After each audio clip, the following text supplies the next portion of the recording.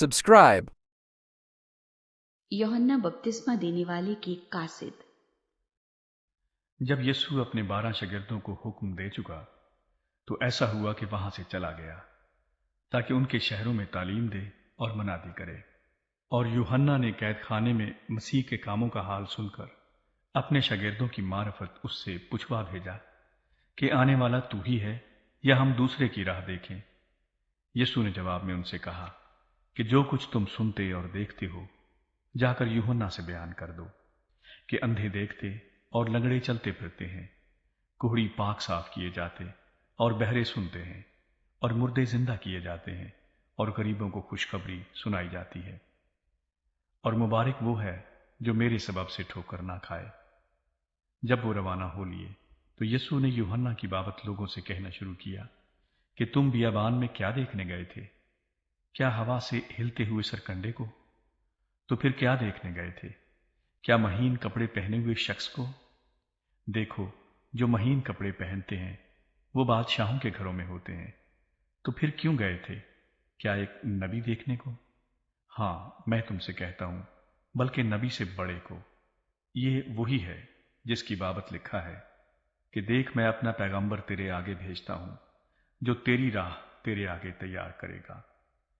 मैं तुमसे सच कहता हूं कि जो औरतों से पैदा हुए हैं उनमें यूहन्ना बपतिस्मा देने वाले से बड़ा कोई नहीं हुआ, लेकिन जो आसमान की बादशाही में छोटा है वो उससे बड़ा है। और यूहन्ना बपतिस्मा देने वाले के दिनों से अब तक आसमान की बादशाही पर जोर होता रहा है और जोर आवर उसे छीन लेते हैं, क्योंकि सब नबियों और तौरात ने यूहन्ना तक नबूवत की। और चाहो तो मानो एलिया जो आने वाला था यही है। जिसके सुनने के कान हो वो सुन ले। बस इस जमाने के लोगों को मैं किससे तशबीह दूं?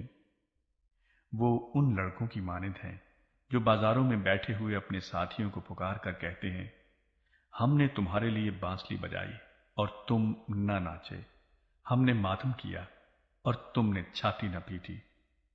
क्योंकि यूहन्ना न खाता आया न पीता और वो कहते हैं कि उसमें बदबू है। इब्ने आदम खाता पीता आया और वो कहते हैं, देखो खाऊ और शराबी आदमी, महसूल लेने वालों और गुनाहगारों का यार। मगर हिकमत अपने कामों से रास्त साबित हुई। मुनकिर शहर। वो उस वक्त उन शहरों को मलामत करने लगा जिनमें उसके अक्सर मोजज़े जाहिर हुए थे, क्योंकि उन्होंने तौबा ना की थी कि आए खुराजीन तुझ पर अफसोस, आए बैत सदा तुझ पर अफसोस।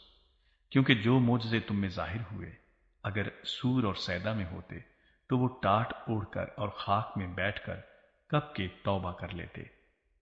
मगर मैं तुमसे कहता हूं कि अदालत के दिन सूर और सैदा का हाल तुम्हारे हाल से ज्यादा बर्दाश्त के लायक होगा। और आए कफरनहूम, क्या तू आसमान तक बुलंद किया जाएगा? तू तो आलम अरवाह में उतरेगा। क्योंकि जो मोजज़े तुझ में जाहिर हुए अगर सदूम में होते तो आज तक कायम रहता। मगर मैं तुमसे कहता हूं कि अदालत के दिन सदूम के इलाके का हाल तेरे हाल से ज्यादा बर्दाश्त के लायक होगा। मेरे पास आओ और आराम पाओ। उस वक्त यीशु ने कहा, आए बाप, आसमान और जमीन के खुदावंद, मैं तेरी हम्द करता हूं कि तूने ये बातें दानाओं और अकलमंदों से छुपाई और बच्चों पर जाहिर की। हाँ आए बाप, क्योंकि ऐसा ही तुझे पसंद आया। मेरे बाप की तरफ से सब कुछ मुझे सौंपा गया और कोई बेटे को नहीं जानता सिवा बाप के, और कोई बाप को नहीं जानता सिवा बेटे के और उसके जिस पर बेटा उसे जाहिर करना चाहे। आए मेहनत उठाने वालों और बोझ से दबे हुए लोगों, सब मेरे पास आओ, मैं तुमको आराम दूंगा। मेरा जुआ अपने ऊपर उठा लो और मुझसे सीखो, क्योंकि मैं हलीम हूं और दिल का फरोतन, तो तुम्हारी जानें आराम पाएंगी।